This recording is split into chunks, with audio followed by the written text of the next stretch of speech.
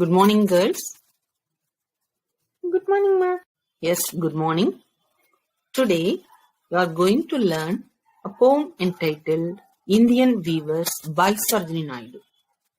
I think you are all familiar with the name Sarojini Naidu. Okay, can any one of you say what you know about her?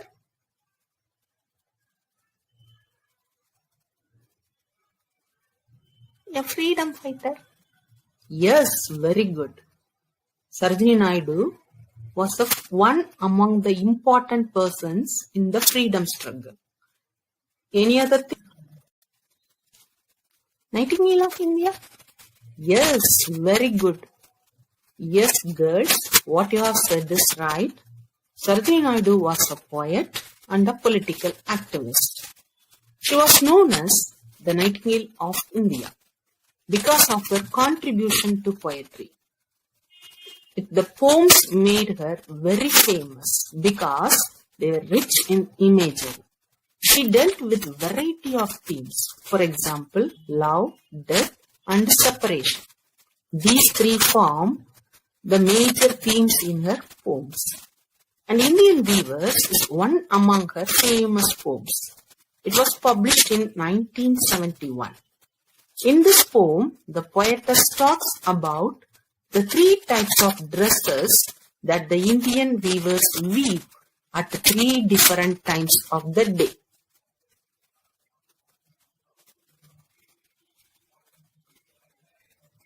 And through these different dresses, she also describes the different stages of human life, that is birth, youth, and death. In another way, we can say that it tells about the life cycle of a human being, the childhood, youth, and old age. You see the poem, it has 3 stanzas with 4 lines each. In all the stanzas, she asks questions to the weavers.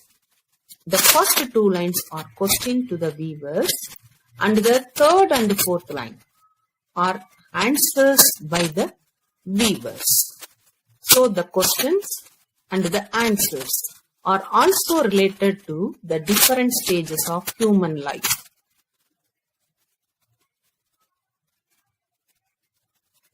We'll go on with the poem now.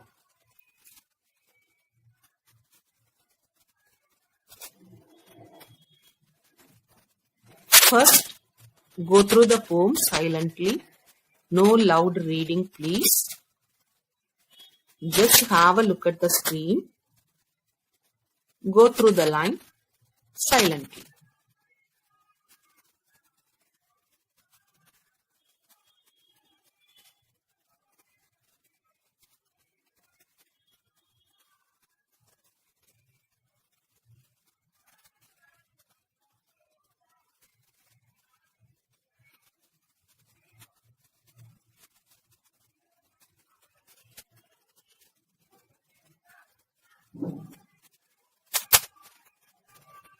Have you read the poem? Yes, ma'am. See the first 4 lines. Can any one of you read? Yes, ma'am. Weavers weaving at break of day, early morning dawn. You see, no need to read the meaning. So, just read. Why do you weave a garment so gay, blue as the wing of hurricane bright? We weave the robes of a newborn child. Very good. Okay, you see the first 4 lines. That is first stanza. Sarojini Naidu once happened to cross the weavers who are weaving in their place. The time of that weaving is early morning. It is dawn. Okay, break of day means early morning. It is dawn. And at that time also, the weavers are weaving. They are weaving clothes. And on seeing them doing that weaving work, Sarojini Naidu asked them the question, why do you weave a garment so gay? You see, why are you doing the weaving work? Why are you doing weaving with such happiness? You seem to be excited. You seem that some particular special thing has happened. So what is that thing? Why are you weaving a garment in such an excitement? Garment means dress. She is asking that question to the weavers. And already I told you the first two lines, it is the question of the poetess. And the last two lines of each stanza, it is the answer by the weavers. For answering the poetess, one of the weavers, he replied, blue as the wing of the halcyon wild. We weave the robes of a newborn child. You see, we are weaving a blue color dress. That blue color, it is similar to the wing of the halcyon bird. It is similar to the appearance of the kingfisher bird. And in Greek legend, in ancient times, it is a blue-winged bird and it is said to calm down the seas. You can add calm down also. You see, the sea is supposed to be always with the disturbance, with the waves, one after another. The waves comes often continuously. You can't see a sea or ocean in a calm, with peace. We never have the chance to have a look at the sea with such peace. But the thing is here, on seeing that blue-winged bird, the sea is able to calm itself. So look at the power of that blue-winged bird, that is halcyon bird. It has such a power, it has an ability to calm down the sea. Come back to the poem. Why the poetess is saying, the weaver is saying like that is, you see, we are weaving that blue color dress, which is similar to the color of the wings of the halcyon bird. You see, it is given wild. Wild means it is a wild bird. It is not a domestic bird. You can't grow it in your house, in your home. And similar to that color, we are weaving the dress. Born baby entered this world today.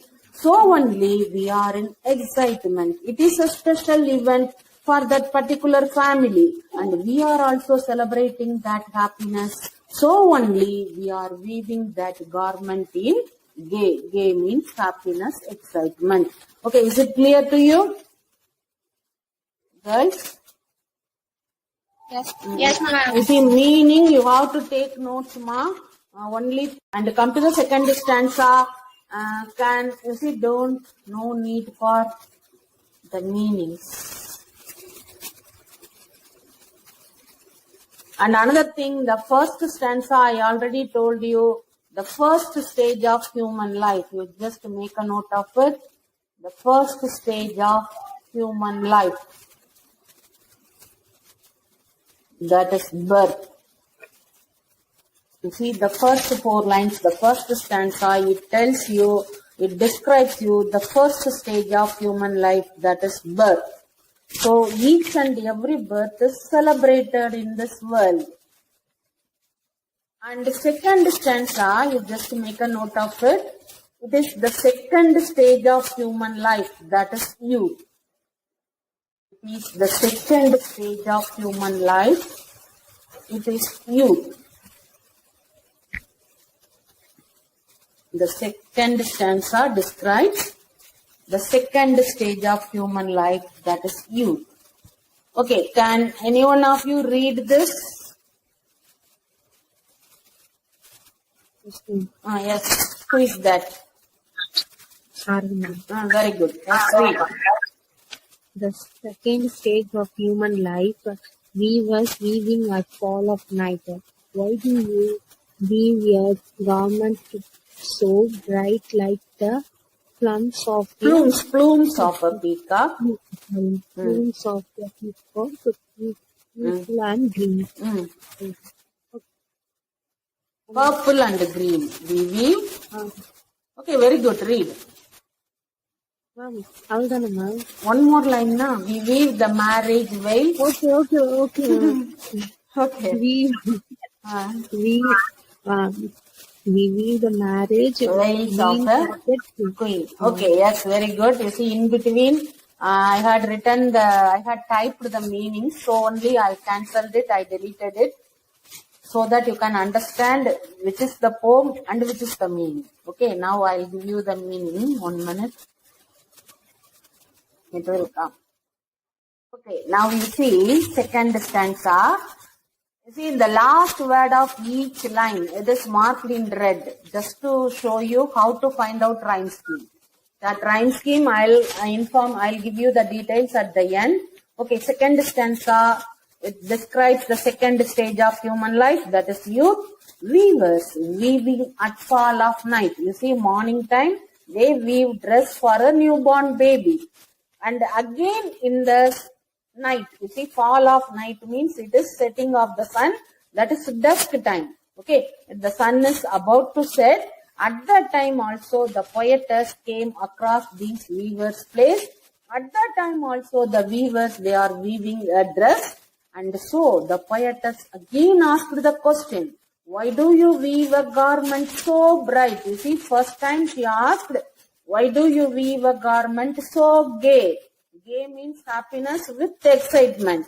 But here she is asking, why are you weaving a garment in bright color? Why? What is the reason? She is asking. And again the third and the fourth line, it is the reply by the weavers. They replied like the plumes of the of a peacock, purple and green. You see, now we are weaving a dress, we are weaving a garment similar to the feathers of the peacock, and which is purple and green in color. You see, we are having a dress which color is purple and violet. Actually not violet, you just imagine the appearance of a peacock. Okay, that dark blue color with green color, both combined. Looks very attractive. So similar to the feathers of the color of the feathers of the peacock, we are weaving a garment. And that garment, garment means dress already I told you. And we weave it for the marriage of a queen. You see, the queen of that region, she is about to marry. And at that time, for the marriage, queens, they cover their head. That head, see, Christians, they have the habit of wearing white color. But here, as she is a queen, she is going to cover her head. She is going to use a head cover in a dark color, that is purple and green color, which is similar to the color of peacock's feathers. So, just to give that as a just to honor the queen during her marriage, we are just weaving a bright color garment. That name of that garment, name of that dress is veil. Okay. Okay, do you understand now? Yes, ma'am. Yes. You see, the meaning, the poem, it is very simple. By reading it itself, you can understand. And come to the third stanza, you just write the meaning. That is what the third stanza is dealing. The third stage of human life, that is death. Just take a note of it.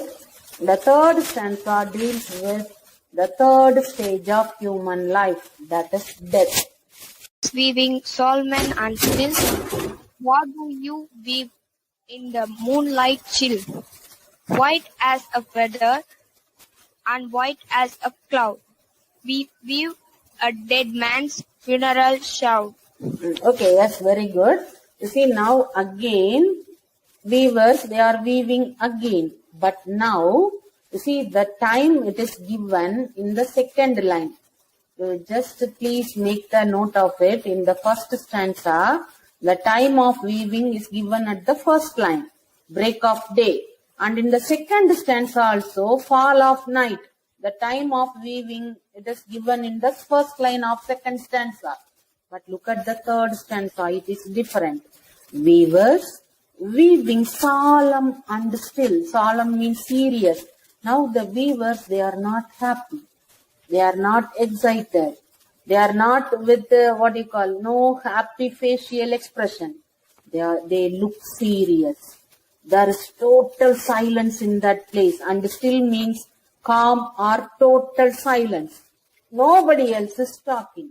Complete silence. On seeing that, the poetess, she thinks something wrong has happened. So, but she has no courage to ask it openly. If they are our close relatives, we can ask. But we can't ask a new person such a question. Okay, why are you sad? What happened to you? We can't ask a new person this question.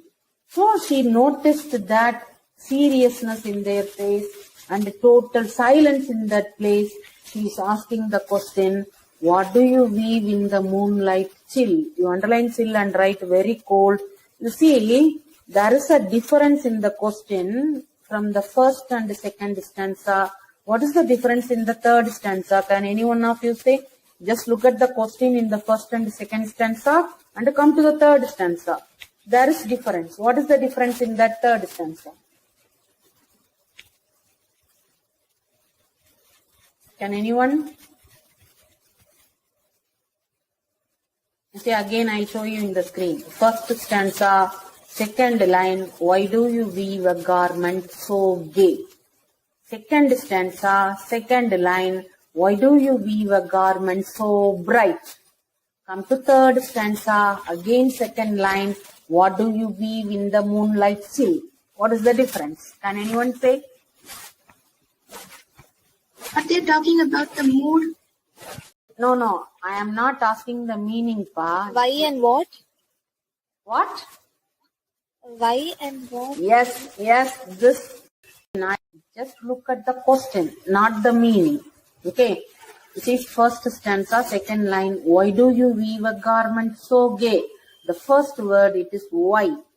And come to the second stanza, again, why do you weave a garment so bright? You just mark it, Pa. If you have hard copy, just mark it. First stanza, second stanza, same question. Why are you weaving a dress with happiness? That is first stanza. Why are you weaving a dress in bright color? That is second stanza.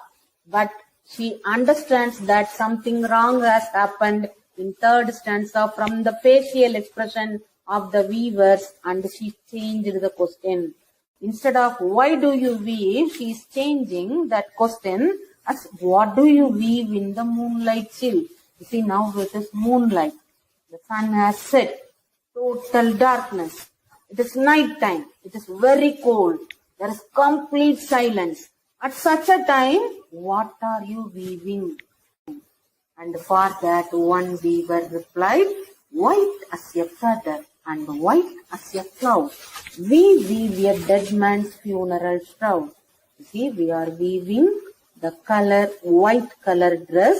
That white color is similar to the feather, you see, the feather of any bird. It might be that feather white color and cloud white color. Both are pure white. So in that pure white color, we are weaving a dress. What happened is, in that place, one man is dead.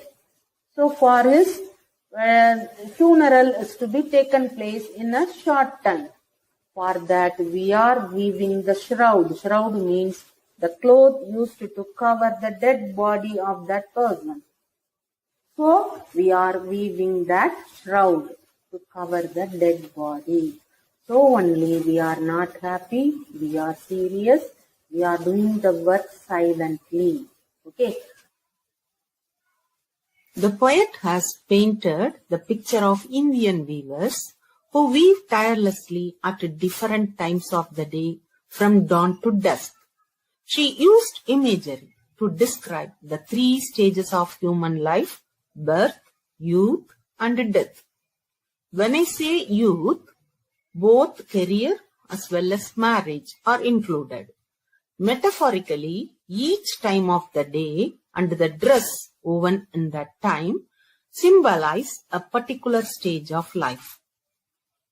The poetess describes human life using symbols like clothes and times of the day. The human life starts its journey with blue color. She made use of the description of the color of the wings of halcyon bird to represent joy and happiness. The poetess made use of blue color to indicate happiness. Then comes green and purple color. That is indicated using feathers of a peacock, which represents the ups and downs of life of youth along with happiness. And finally, comes a single color, that is white. But she uses two different wordings, that is feather white and cloud white. But both represents the last stage of human life. When a person dies, with him or her, the emotions connected to life also die. So in this poem, the poetess uses colors also to describe the different stages of human life. Do you understand now? Yes, ma'am.